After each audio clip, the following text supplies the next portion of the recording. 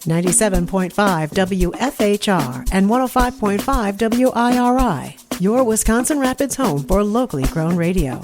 Here's your Daily News Roundup. For Civic Media News, I'm Connie Fellman. Madison Police Chief John Patterson was interrupted by protesters yesterday afternoon who took over the news conference called to update the public after an officer-involved shooting killed a man. The thinness of trust in the city right now did not start. No, we can shut this down. You can stop talking because we don't want to hear anything you've been saying. You're going to say the same thing you all say every time a black body gets shot down in this city. Police say the man was shot after showing a knife while scuffling with officers who were trying to arrest him Wednesday. Madison's Common Council President Sabrina Madison says she wants a full, transparent investigation. I'm angry. There's no way around it. And while we know that there will be investigations and all of that, the thing for me is that his death is final. 4 officers, including the one who fired the shot, are on administrative leave while Wisconsin's Department of Justice investigates. A $2,500 reward is now being offered to help police find whoever is responsible for shooting a dog more than 8 times in Shawano County. As we reported earlier in the week, the brown mixed breed dog, now named Sunny, was found in Maple Grove earlier this month. Sunny had more than 8 gunshot wounds, a broken leg, and multiple broken ribs. Sheriff's deputies say it appears the dog was shot several days before he was finally found on July 15th. The Center for Humane Economy and the Wisconsin Puppy Mill Project announced a $2,500 reward yesterday for information that leads to an arrest.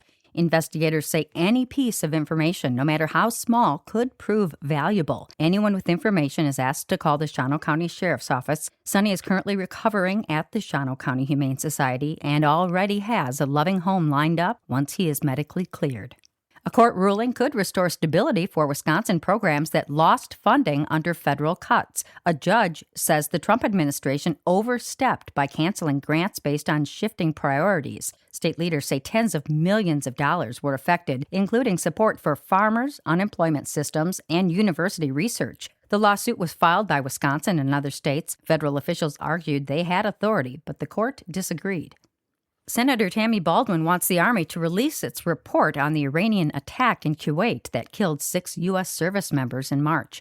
Baldwin says families of the fallen, along with Congress, should be told what the investigation found and what changes are being made. The attack targeted a U.S. tactical center and was one of the deadliest strikes on American troops in the conflict. Democrats have been pushing for more oversight. And that's your State News Update. I'm Connie Fellman for Civic Media News. Training camp next week. Hi, I'm Mike Clemens with Sports NFL. The Packers training camp begins next Wednesday. Players already spotted arriving at the airport. On Monday, the annual shareholders meeting at Lambeau Field. The team's foundation making contributions to 9 social agencies, 5 in Green Bay, 4 around Milwaukee. A total of $1.6 million donated. Baseball, the Brewers and Rockies today, followed by the alumni game tonight with Ryan Braun, Jeff Jenkins. How's the team doing after being swept by the Pirates in Pittsburgh before the All-Star game? Good, man. I mean, that's kind of what I mentioned in the interview a couple days ago is, sour taste in our mouth going to the break. And I'm sure people, took that a little personally and looked to strive to be better.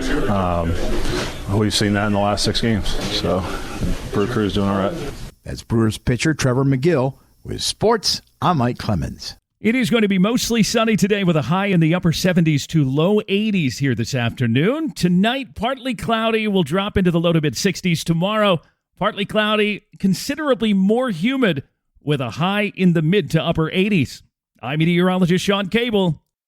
That's your Wisconsin Rapids News Roundup from WIRI and WFHR, locally grown radio. Find more news anytime at WFHR.com and WIRI.fm. Subscribe to this podcast on Spotify, Apple, or wherever you find your podcasts.